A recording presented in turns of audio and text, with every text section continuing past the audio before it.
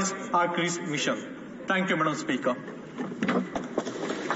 Oral questions, questions orales. The honourable member for Leeds, Grenville, Thousand Islands and Rideau Lakes. After 8 years of this NDP Liberal government, their Arrive scam app that was supposed to cost $80,000 cost Canadians $60 million. And just like this, NDP Liberal Prime Minister is not worth the cost or the corruption. GC Strategies, the two-person team who was working out of their basement, got paid $20 million and did no IT work, but they did take senior Liberal officials out for whiskey tastings and fine dinners. Not worth the cost and not worth the corruption. So will this NDP Liberal Prime Minister join common sense Conservatives as we call for the RCMP to expand the investigation into this Liberal scandal?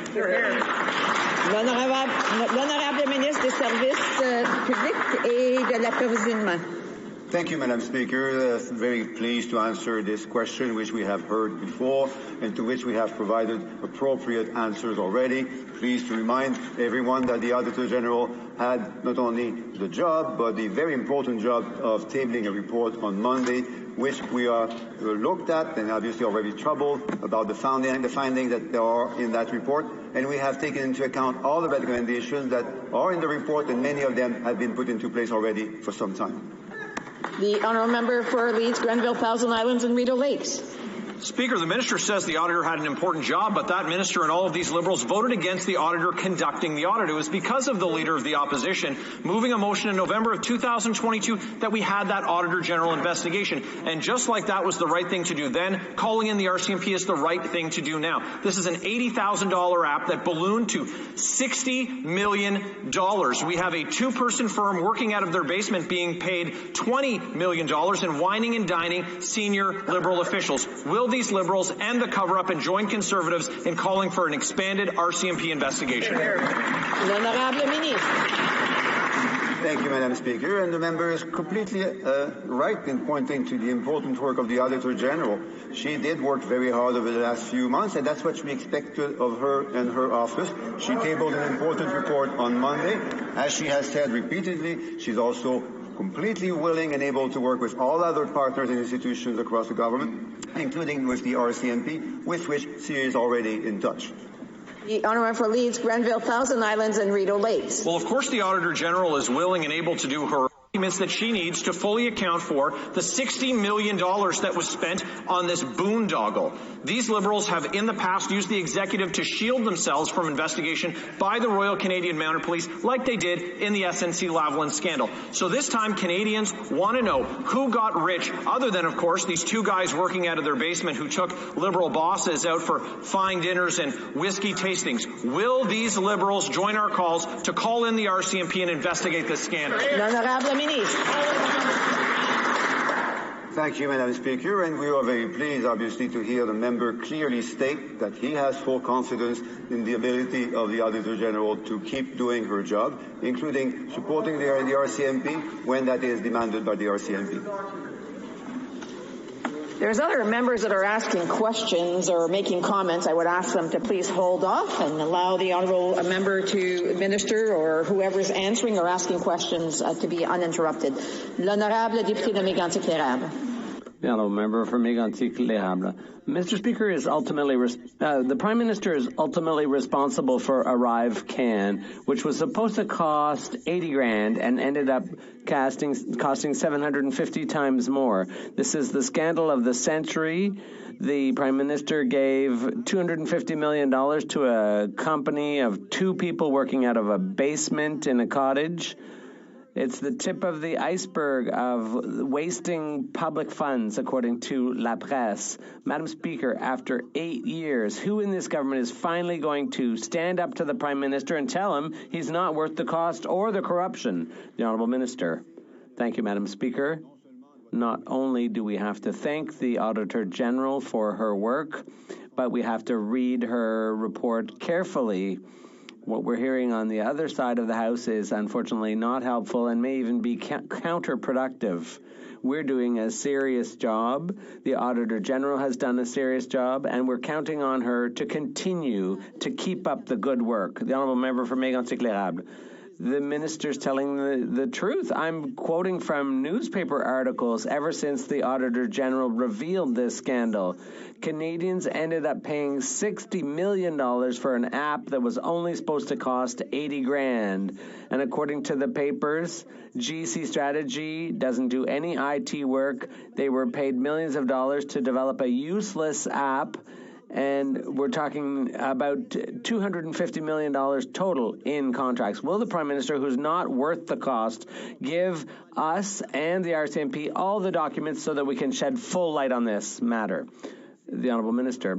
Thank you, Madam Speaker. The member is quite right to talk about the costs of protecting the health and safety of Canadians, including in times of a pandemic, which cost a lot of Canadian lives, which cost a lot of jobs, which caused problems with the flow of trade and so on. Despite the fact that this was a major crisis, the AG clearly said it was unacceptable for CBSA to not do its job properly. The Honourable Member for Manicouagan. Madam Speaker, in February of last year, the federal government had promised to increase health transfers. Quebec and the provinces were forced to accept 6 times less than what they needed at the end of a long political struggle. 1 year later, Quebec hasn't received a single penny. There's already a $1 billion shortfall in healthcare funding because Ottawa's holding back the money. Why is Ottawa holding back? Because the federal government wants to set its own conditions, to attach strings to that money. Will the government finally give Quebec the money it promised instead of holding patients hostage? The Honourable Parliamentary Secretary. Thank you very much, Madam Speaker.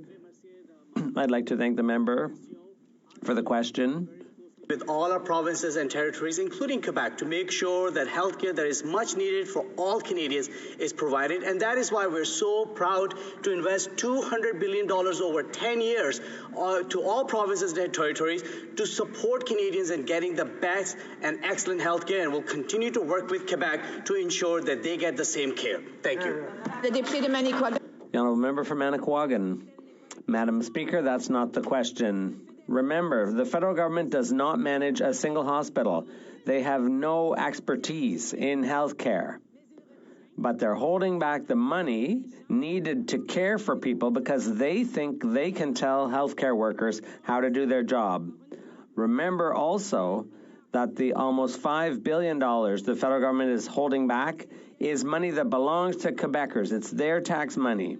And all we want is our fair share. Quebecers want their money used for health care, not for liberal political games. So when is the federal government going to pay us our money?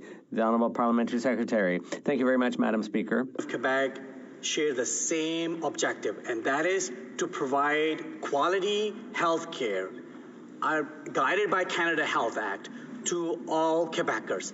Whether it's family health, whether it's mental health, whether it's health care for our seniors, we will continue to work with Government of Quebec closely so that those shared priorities are met and Quebecers, like all Canadians, get the best health care through federal government. Thank you. Honourable Member for Nunavut.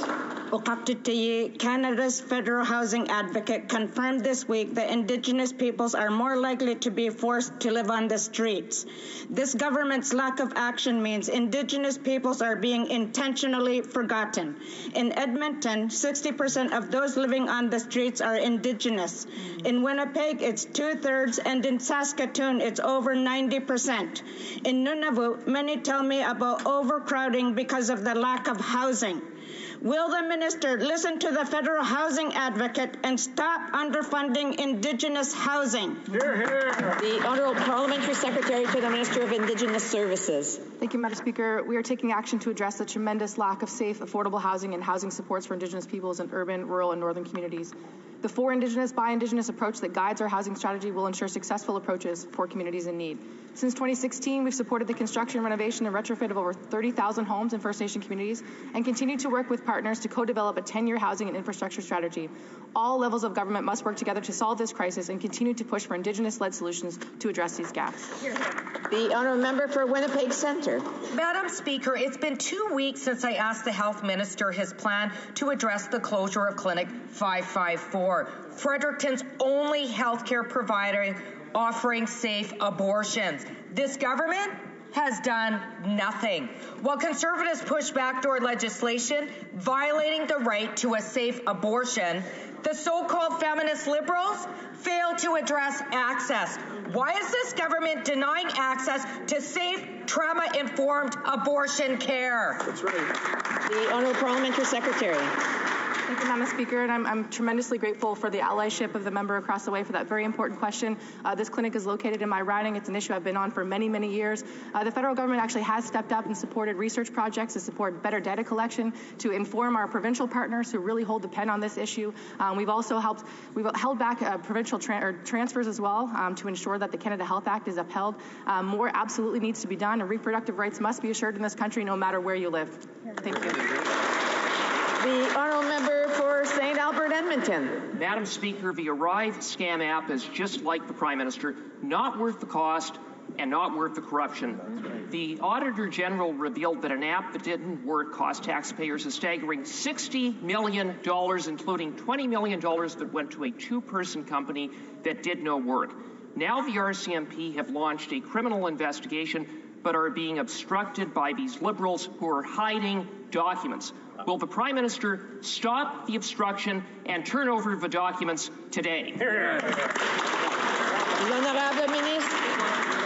Merci, Madame la Présidente. Cette question.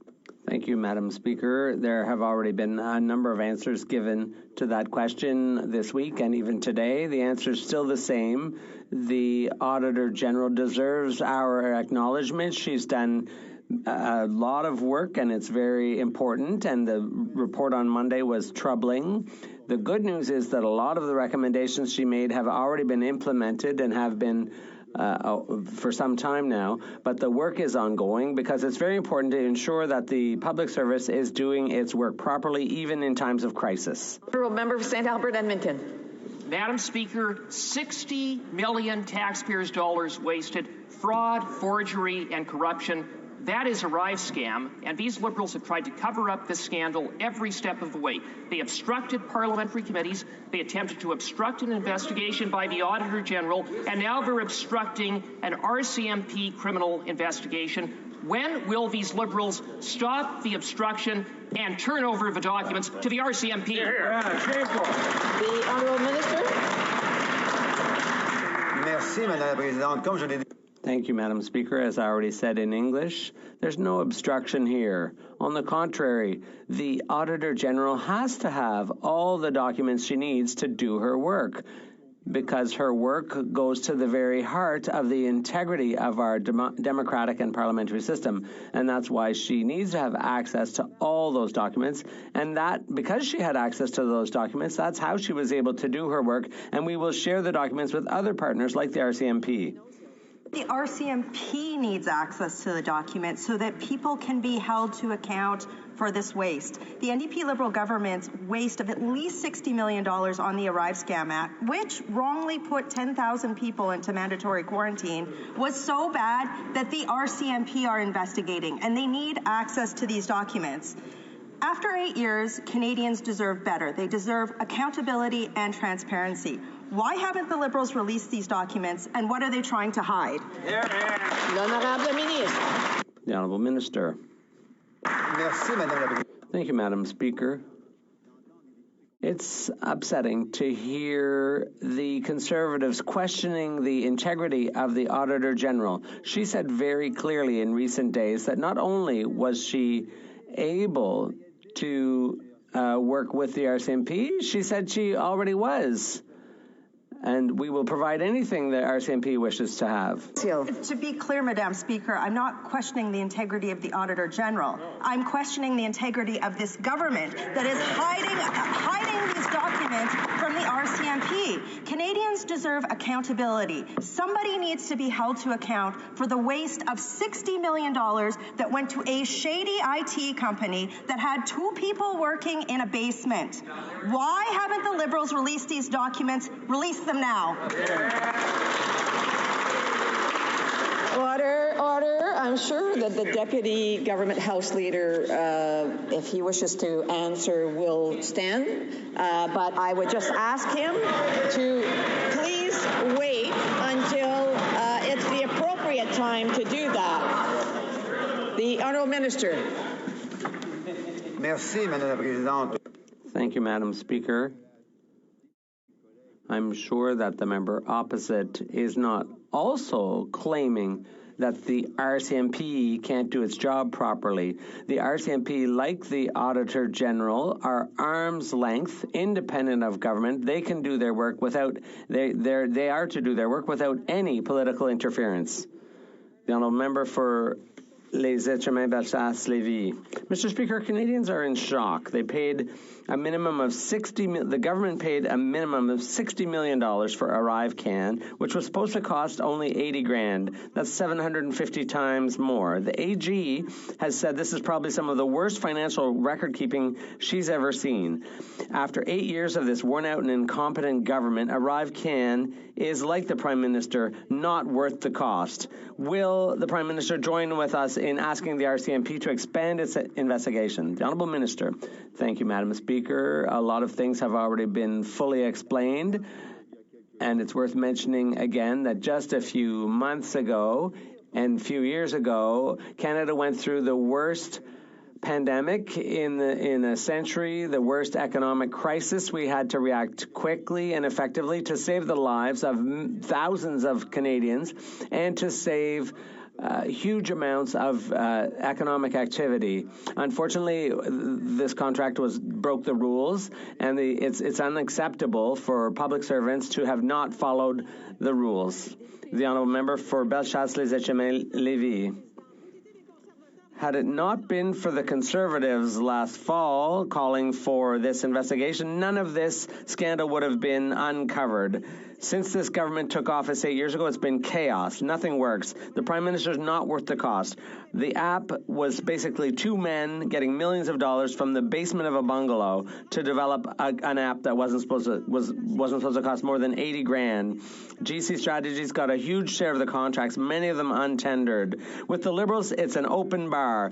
The Conservatives wants the RCMP to expand its investigation. Will the Prime Minister join with us? I'd like to remind the Honourable Member that she has to direct her questions through the Speaker's chair and not directly to the government. The Honourable Minister. Thank you, Madam Speaker. My colleague is quite right.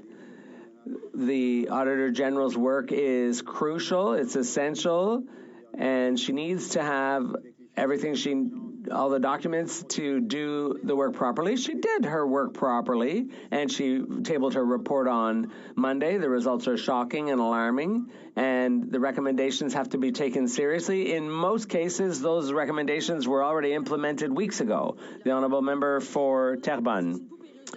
The AG's report on ArriveCAN is a Russian doll of scandals. It's unacceptable that an app estimated at 80 grand ended up costing 60 million. It's even more unacceptable that it's impossible to know the true cost because of missing documents. It's even more unacceptable that GC Strategies drafted the call for tenders to make sure they would get the contract. And it's the height of unacceptability that this two-person company, which does nothing, was awarded 140 other contracts since 2010. When will there be an investigation into each and every one of those other contracts?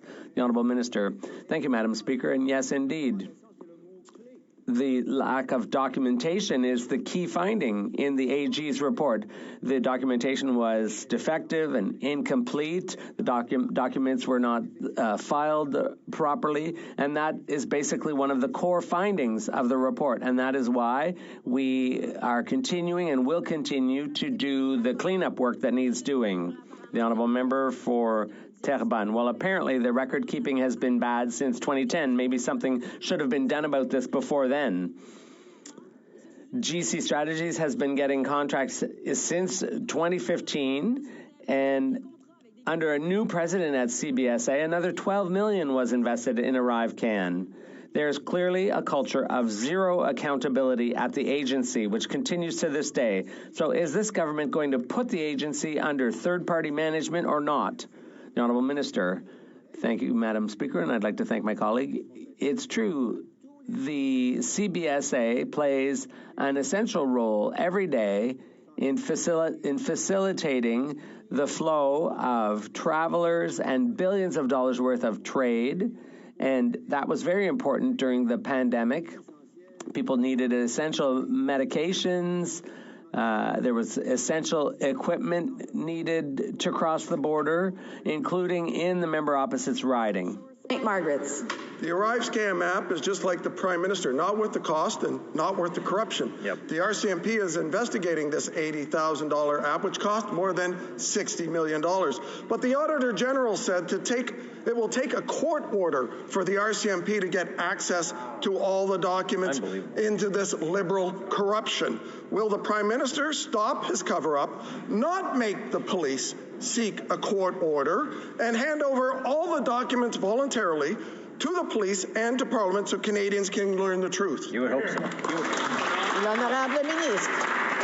Thank you, Madam Speaker. The member is correct when he points to the ability, the expertise of the RCMP and the Auditor General and other institutions to work together. They know how to do their job. They don't need political processes politicians use to do their jobs. The RCMP and the Auditor General and all of the other independent organizations on which Canadians have the fortune to depend know what to do.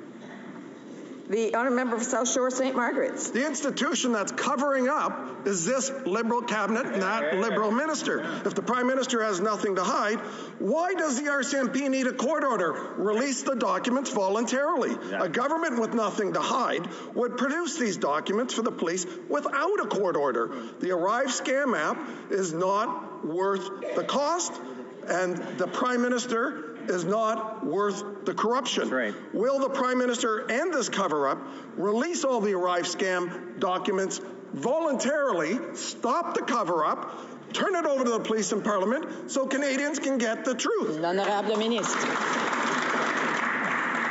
Thank you, Madam Speaker. The member points to the work of the Auditor General. She has already said in public that she is not only able but very willing to work with the RCMP and any other institution in the government that would like to use her important findings on Monday. Now, the member may want to speak to the Auditor General to understand how she does that. That's for him to decide. But we, on this side of the House, have full confidence in the ability of the Auditor General. The honourable member Sturgeon River Parkland. Madam Speaker, the revelations in the Auditor General's report on the Arrive Scam app are shocking. And after 8 years of this NDP Liberal government, waste is at an all-time high. Canadians know that just like the Arrive Scam app, this Prime Minister is not worth the cost and he's not worth the corruption. Unfortunately, the Auditor General was only able to scratch the surface of this costly corruption. Evidence is being withheld and maybe even destroyed. It's time to send in the police. When will the Prime Minister stop the cover-up and call for a complete investigation into the Arrive Scam fiasco?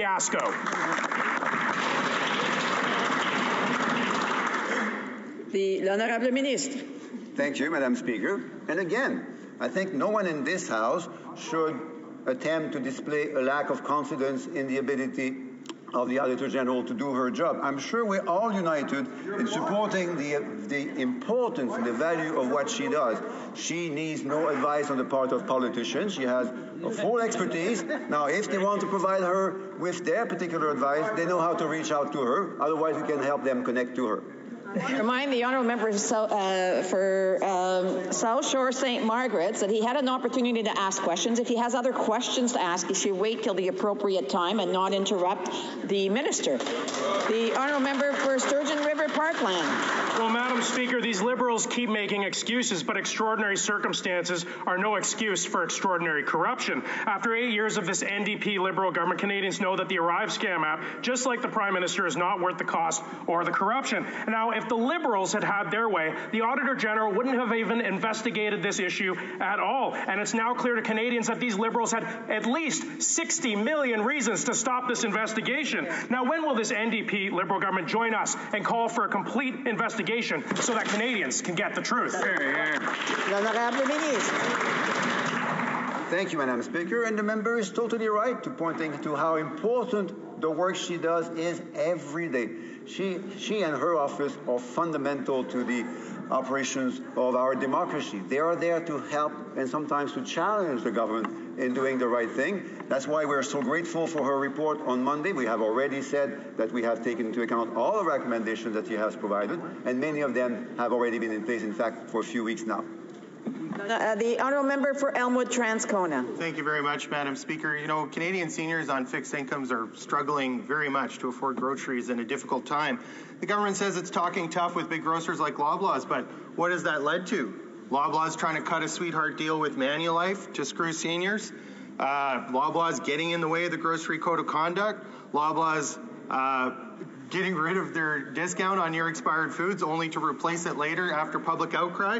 The only thing the government's done is given Loblaws a slap on the wrist and $12 million for new fridges. So when is it going to get actually serious about doing something to lower grocery prices in Canada? Parliamentary Secretary to the Minister of Labour and Seniors. Speaker, we've been there for seniors from the get-go. One of the first things that we did was reverse what the former Prime Minister did, Stephen Harper did, on the world stage at the World Economic Forum in Davos. And he raised that retirement age from 65 to 67, putting a lot of seniors into poverty. We've increased the GIS. We've increased the OAS. We've enhanced the CPP. Meanwhile, we don't know where the Conservatives stand on the CPP. The leader of the official opposition thinks that he could do better than the CPP board. It's just a shame. Order. The honourable member for Hamilton Centre. Madam Speaker, this government has given 32 different contracts totaling $60 million to the same consultants, GC Strategies, for the useless ArriveCan app. Liberals simply can't help themselves from helping themselves, while Canadians can barely pay the bills. And at a time when we should be investing in the skills and knowledge of our public service, Liberals would rather hand over millions to private consultants. So why is this Liberal government giving money to their rich friends instead of investing in the valuable work of our federal public service? The Honourable Minister. Thank you, Madam Speaker. And the member points to the valuable public service, and he is entirely right. They work extremely hard during the pandemic to protect the health and safety of millions of Canadians and millions of jobs. This being said, this is not an excuse for a very few of them in the CBSA not to have done their job appropriately. The Auditor General was very clear as to why that wasn't done on Monday. We have obviously took into account, we have watched her recommendations. We have implemented many of them and will implement the others to come. The honourable for Etobicoke Centre. Madam Speaker, Canada and the United States have one of the most close and important relationships of any two nations in the world. And there are millions of Canadians and countless constituents of mine who work at businesses who rely on trade with the United States. And let's be frank, the economy and quality of life of every single Canadian and every single one of my constituents in Etobicoke Centre depends on a strong economic and trading relationship between Canada and the U.S. So could the Minister of International Trade share with Canadians what our Team Canada engagement strategy, how it will defend Canada's interest in and with the United States? Honourable Minister of International Trade. Madam Speaker, when President Biden addressed this chamber, he said that Canada and the United States can do big things. If we work together, if we stand together, we will rise together. Right. That is the approach that the Minister of Innovation and I are approaching with Team Canada and our U.S. re-engagement strategy. And I'm looking forward to working with the member from Etobicoke Centre and counting on his expertise. The trade between Canada and the United States is really impactful to our economy, and I know that this work will continue. The honourable member Haliburton, Kawartha Lakes, Brock. Speaker, the Environment Minister has left the highway of common sense and taken the off-ramp off to Fantasy Island. He'll say yes to spending $400 million to promote skateboarding to fight climate change, but no to a bridge that has cut the village of Bolsover in half for 3 long years. And in Parks Canada's own words, the bridge is of national historic significance. Creating a longer commute will not save the environment. So when will the minister realize that roads won't pave themselves and fund the bridge in Bolsover? The Honourable Parliamentary Secretary. Yesterday, Madam Speaker, I made the comment that the honourable colleague takes a nonpartisan approach to issues, and he does. And that's why I'm surprised that he continues to maintain this approach today when he knows very well that this government has invested in over 8,500 bridge, road, or highway projects across the country. And we are proud that that's happened. It needs to continue. which of the almost 4,000, this is directly to him, which of the almost 4,000 projects in Ontario is he against? We'll continue to fund these projects. So the honourable minister knows that our parliamentary secretary knows that he's not to address it directly to them, but through me. The honourable member for Haliburton, Kawartha Lakes, Brock. Well, Speaker, I appreciate the comments from the member opposite. I don't think telling the residents of Bolsover that they shouldn't believe their lying eyes. The bridge has been out for 3 long years. It was built in 1902. It's 42 meters long. It's of national historic significance, owned by Parks Canada. The minister announced that no more roads and bridges will be funded by the federal government. And suddenly, Parks Canada announces that the bridge will not be funded. So if the member opposite wants to prove me wrong, and I really hope he does, will the minister commit today to funding the Boundary Road Swing Bridge in Bolsover, yes or no? The Honourable Parliamentary Secretary. Speaker, I regularly participate in question period. This is the first time I've heard the member raise this particular issue. And I'm sincere when I say that I'm happy to talk with him after question period to learn more about his particular concern. But I maintain, and through you, of course, Madam Chair, which of the almost 4,000 road, bridge, or highway projects that have been funded just in the province of Ontario alone, where he's from, is he against, Madam Speaker? They want to starve communities of infrastructure funds. We will not allow that. We'll continue to help communities. Thank you very much. Order. The honourable for Caribou, Prince George. Madam Speaker, the Takla First Nation is a rural and remote community in northern BC. They've been asking this government for a safe and sustainable road into their community for 8 years.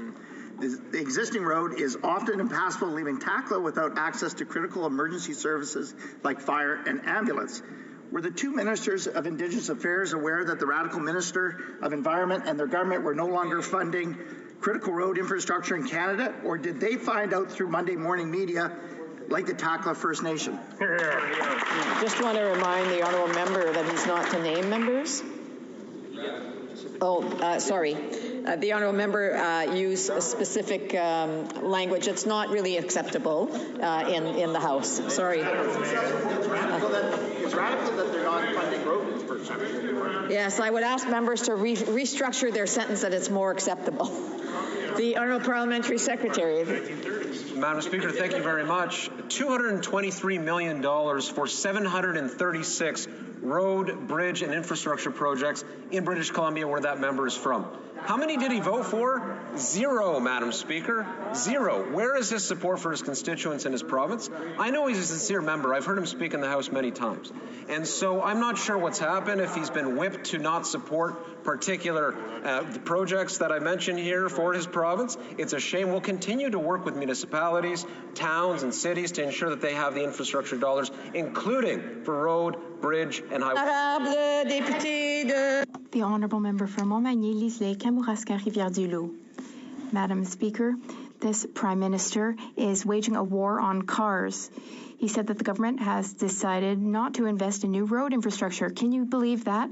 The Radical Environment Minister did not clarify what he said, and he in fact took things further, saying that the government would block major projects. The people in my riding would be very happy to benefit from the third link. Why is the government against workers in my community and in my region who are just trying to get to work? To the Minister of Foreign Affairs. Thank you, Madam Speaker. And the honourable member talks about a war on cars. I want to talk about something that the government is taking seriously and is doing for Canadians when it comes to cars that are being stolen in their communities, an issue in my riding. Last week, I attended the summit to combat auto theft.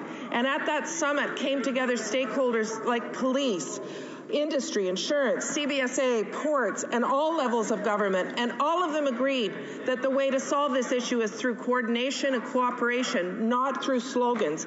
Madam Speaker, we're taking this issue seriously and we're taking action. Thank you. Again, I want to remind members when someone has the floor to please not interrupt them. I've heard lots of comments, and I would just or answers that they wanted to throw there, but I would just ask members to please wait until it's their appropriate time. The Honourable Member for Repentigny. No to the Chalk River nuclear dump. The federal government cannot support burying nuclear waste on the banks of the Ottawa River. That is the drinking water source for millions of Quebecers. The Nuclear Safety Commission did not listen to Quebecers. The Montreal metropolitan community and its 82 cities are against this. Gatineau is against this. Together, these two entities represent 4.5 million people. That's half the population of Quebec. So, since Chalk River does not have social acceptability, will the minister reverse this decision? The Honourable Parliamentary Secretary. Thank you, Madam Speaker. Thank you for the important question. The Canadian Nuclear Safety Commission is independent, and they do not approve projects if they are not 100% certain that those projects are safe. They will protect Canadians, they will protect the environment, there will be consultations, and they are independent. That's important. The government does not make decisions for the Nuclear Safety Commission. The politicians should not be making decisions for the Nuclear Safety Commission. They are an independent expert commission. They decide what is safe and what should be approved, and we respect them. There will be a judicial review, and we look forward to the results of that review. The Honourable Member for Repentigny. Well, let's talk about the Commission and its approval of Chalk River. During the Commission's consultations, they neglected to mention the opposition of 4.5 million Quebecers and of Indigenous groups. They also forgot to mention that one of the commissioners who authorized the project is a former Chalk River employee, believe that. As for the federal government, the government forgot to mention that it appoints the commissioners and is thus responsible for this flawed approval process. The federal government is putting Quebecers' drinking water at risk with this nuclear dump. Will Ottawa stop hiding and say no to Chalk River? The Honourable Parliamentary Secretary to the Minister for Energy and Natural Resources. Madam Speaker, I disagree with this question from my Bloc Québécois colleague. The Commission is independent. It is made up of experts who study these decisions. Canadians want to know that there are experts reviewing these decisions, leading consultations. Canadians are clear that they don't want politicians making these decisions, so the government is not involved in this decision. We have an independent commission of experts who have led consultations, who will continue to consult, and who will ensure that this site is safe. Confederation. Madam Speaker, the Oxford Dictionary defines a fool as a person who acts unwisely or imprudently. It is ironic that this Prime Minister chose April Fool's Day to increase his carbon tax by a whopping 23%, increasing the misery that many Canadian families face. This tax is not a joke, Madam Speaker. After 8 years of this Prime Minister, and now his plan to quadruple the carbon tax, he's just not worth the cost. Will this NDP Liberal government cancel their April foolish carbon tax increase? Honourable Minister.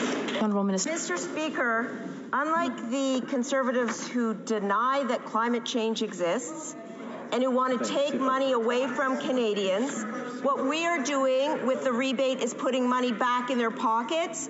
That's $1,100 to Ontario families, $1,800 to Alberta families, $1,200 for Manitoba families, and the list goes on, Mr. Speaker. And I'd just like to ask the opposition, does it make common sense to deny climate change and to cut benefits for Canadian families, including the carbon rebate? Hear, hear. Before I go to the next question, I just want to remind the member that he's not to ask something indirectly, say something indirectly. Yes, I mean that the previous question was bordered on indirectly what he could say, can't say directly. So I just want to caution him on that. The honour member for Calgary Confederation. That's just bloody foolish, Madam Speaker. She just doesn't understand. Okay. Okay. As long. Perfect. Okay. On the minister's response. Okay. The honourable member for Calgary Confederation. On the minister's response, that was just bloody foolish, Madam Speaker. She doesn't understand that if you tax the farmer that grows the food and you tax the trucker who ships the food, then you tax the people who buy the food. Already, a typical family of four will have to pay $700 more in groceries in 2024 compared to last year, and the carbon tax makes up a quarter of their home heating bills. This NDP Liberal government isn't fooling anyone anymore with their April Fool's Day tax hike.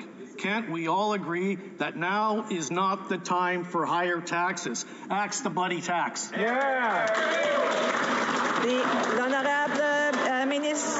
The Honourable Minister for Climate Change. Thank you, Madam Speaker. And I would like to remind... Order. I'm sure that the honourable members want to hear the answer. The Honourable Minister. The Honourable Minister. Speaker, I would like to remind the colleague opposite that in the Ag Committee last week, one of Canada's foremost expert on food policy, Sylvain Charlebois from Dalhousie University, said, and I quote, Madam Speaker, we don't see the evidence of that, talking about the impact of carbon pricing on food in Canada. And actually, they invited him to speak at the Ag Committees, Madam Speaker, so I think we have it here. The Bank of Canada has said that pricing pollution is not having a material impact on inflation in Canada. It's less than half of 1%. We know that... The honourable member for Cypress Hills Grasslands.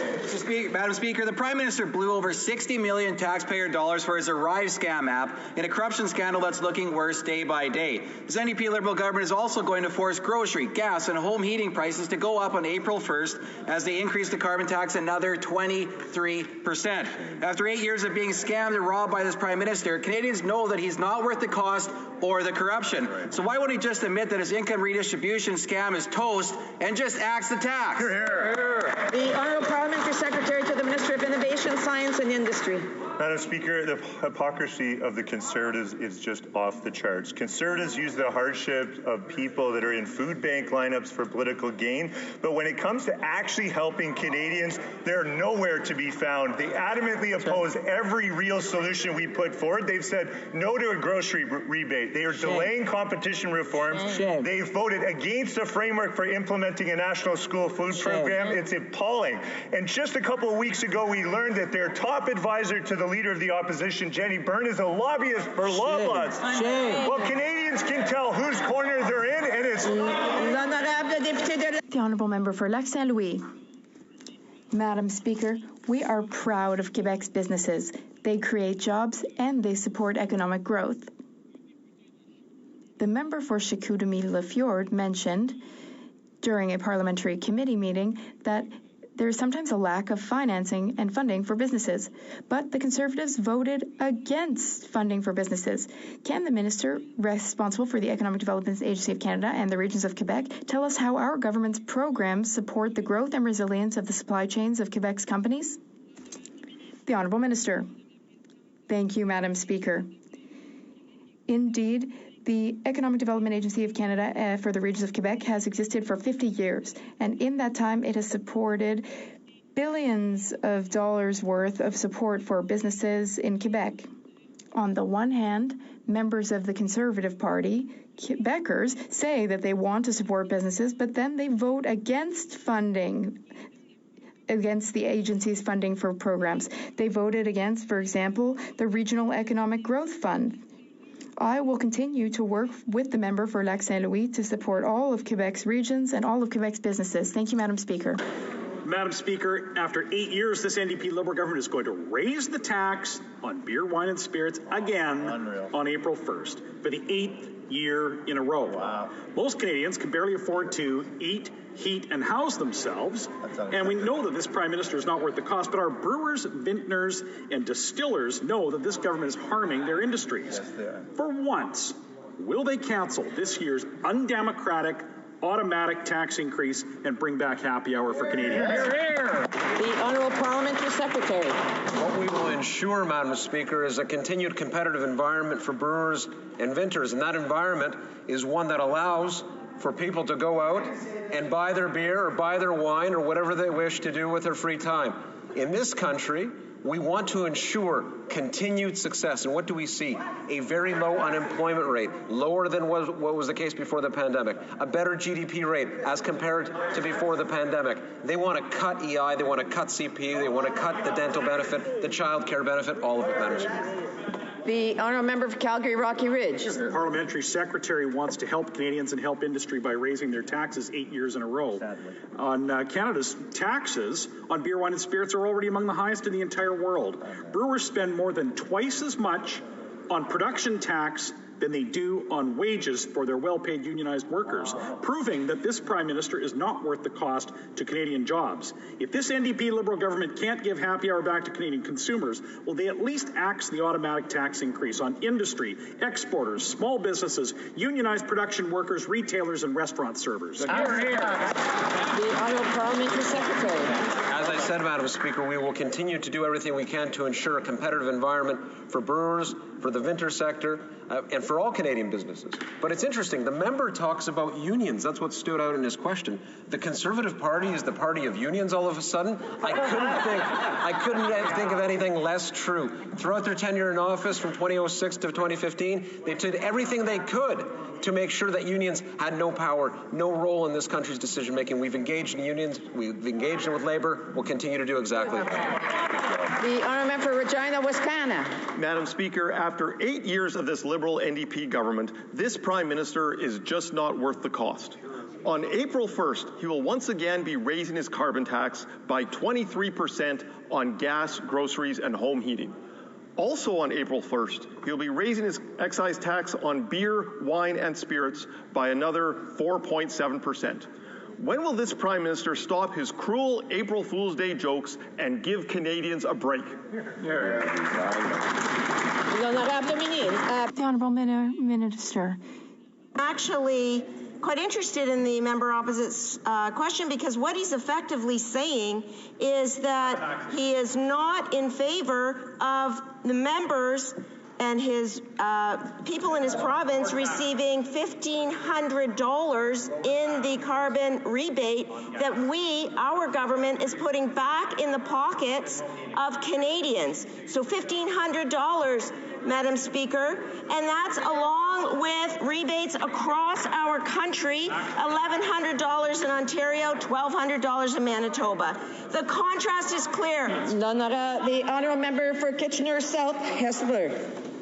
Madam Speaker, this April, residents of Kitchener South Hessler will be receiving their first quarterly installment of the Canada Carbon Rebate. Can the Minister of Environment and Climate Change Canada share with this House how these rebates are reducing emissions while making life more affordable for Canadians in provinces where the federal backstop system applies? The Honourable Minister of Environment and Climate Change. The Canada Carbon Rebate is increasing, and Ontario Family of Four will receive $280 per family of four per quarterly payments throughout the year. What we're doing, Madam Speaker, is we're making big polluters pay more for their pollution. What the Conservative Party wants to do is make pollution free for those big polluters. Like oil companies, we're making record level profits. Not on this side of the House, Madam Speaker. We will work to continue fighting climate change, supporting Canadian through the Canada Carbon Rebate, and help fight climate change. The honourable member for London Fanshawe. A 75-year-old Palestinian Canadian is stuck in Gaza, and he is in poor health and he needs medical care. He went to Rafah, and no Canadian ambassadors were there to help him leave. His son, my constituent, told me that his father has been used as a human shield by the Israeli military to force Gazans out of their homes. He is worried sick. This government has had 4 months to secure the safe passage of Canadians out of Gaza. Other countries have done it, so why can't this government ensure the safe return of Canadians and their families from Gaza? The Honourable Parliamentary Secretary. Thank you, Madam Speaker, and I thank the Honourable Member for her advocacy. I know that she reached out to the Minister about this case yesterday, as have other MPs reached out to me personally about this case. We are in constant contact with our consular officials in the region. We're also in contact with the relevant countries, with COGAT, which is the body that is in charge of whether or not people can leave. We're deeply troubled when we hear stories of these Canadians who are unable to leave Gaza, and we will continue our advocacy, and we will not stop until we get all Canadians home. Thank you, Madam Speaker. The honourable member for Spadina, Fort York. Well, that MP of the government is unaware of something that's in the news. I believe that Egypt, yes, it's Egypt, has opened up the Sinai Desert. It's a very, very large, vast area, about the size of Algonquin Park. To put it in perspective, Canadian terms. It's void of people, mostly, except along the coastal areas. So Egypt said prior that they didn't want to have mass exodus of people who can't go back, right? But now so they, I guess, somehow changed that, and they're opening up the Sinai to Palestinians, and well, that's what the word is, that they're going to be able to go there. And anyway, there's not many people there. If they could, populate that corner of the globe. Anywho, that's the news on that. Sisi, not the president of Mexico, the president of Egypt. Madam Speaker, in Toronto, auto thefts have increased by 25.4%, and $500 million worth of cars were stolen last year. Because this government was asleep at the wheel, our cities are not only... the car theft is really up, because more lucrative. I imagine when make something else more appealing.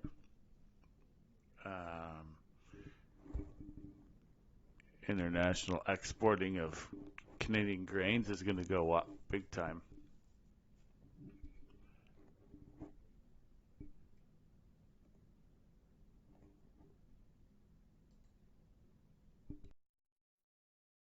Less safe. Experts are projecting car insurance premiums could be going up by as much as 25%. On average, that's an extra $600 a year that people cannot afford. Madam Speaker, auto theft summits make for good photo ops, so what people need is action. The government must put up serious roadblocks to combat thefts. Will the government finally give police and the CBSA the tools, funding, and personnel they desperately need to keep us safe? The Honourable Parliamentary Secretary. Thank you, Madam Speaker. And it's unfortunate the Honourable Member calls the summit that was held last week a photo op. I and my colleagues were there and actually heard from stakeholders. We heard from insurance companies, and I spoke to one of the chiefs of police who said, not only is this important, but we need to do this more often and formalize these kind of dialogues, because the only way that we will solve the problem of auto theft is by working together, by working with insurance companies, by working with border services, and making the kind of investments like $120 million to Ontario through the initiative to take action against guns and violence, which the minister just introduced recently, and $28 million to support the work of CBSA. And that brings us to the end of question period. Have a good weekend.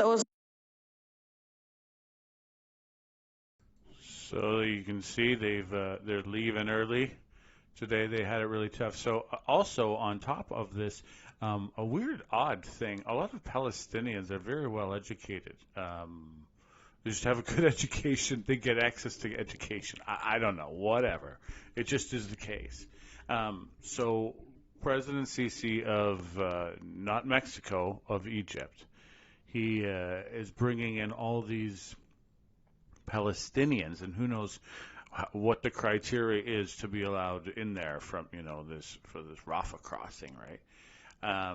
Again, D-Ski, thank you. Welcome to the General. Thank you for the membership. You get, you're matching color, purple. The beautiful thing is they just signed, Sisi just signed a deal with Germany to build an industrial plant. Guess where? You guessed it, Sinai Desert. So there is not where they're putting these people, farther, closer to Cairo, but needless to say, they're going to need to do some building, and we all know Gaza is basically rubble. To be honest, it's rubble. It's going to be rebuilt. So Egypt, I imagine, is taking in some people, and I bet you it just so happens there'll be engineers and skilled concrete workers, for their build that they just signed with Germany. So there's going to be an industrial thing. So obviously the technological know-how will come from Germany, and Egypt is going to help Greece to, it's a partnership, right? So it looks, because Egypt is trying to set itself up for like the manufacturing of the Middle East, of just the little things, So that's something that's happening, and it's a good thing because there needs to be a pressure relief valve from Rafah. Israelis are going, and they're on their continued mission of eliminating all Hamas, which wow, they're on the warpath. That's all there is to it. Best stay clear, and this is a good news thing. The Parliament is totally void of people. They're gone for a week. Gone. There's nothing going on. A whole week. They're back in there. I'm putting my hands in the air for an air quotes. Working on constituents. In their constituencies. So working in their ridings on, helping out. I don't know. I imagine it's a lot of stuff going on. Thanks for watching. But and consequently, there is also, you know what? Today, there is the Red Chamber. The Senate of Canada has one.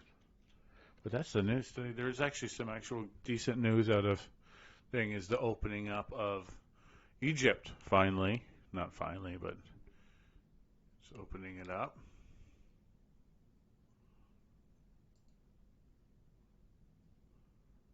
No. Didn't sit. What the?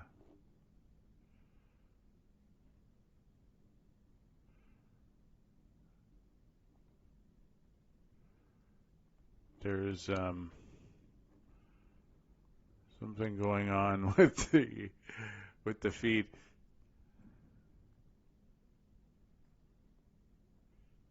Oh, it doesn't look like the Senate's in today. No Senate today.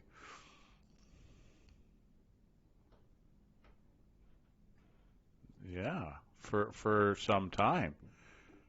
Yeah, the Senate shut down. A couple of weeks, it looks like. So there's no Senate.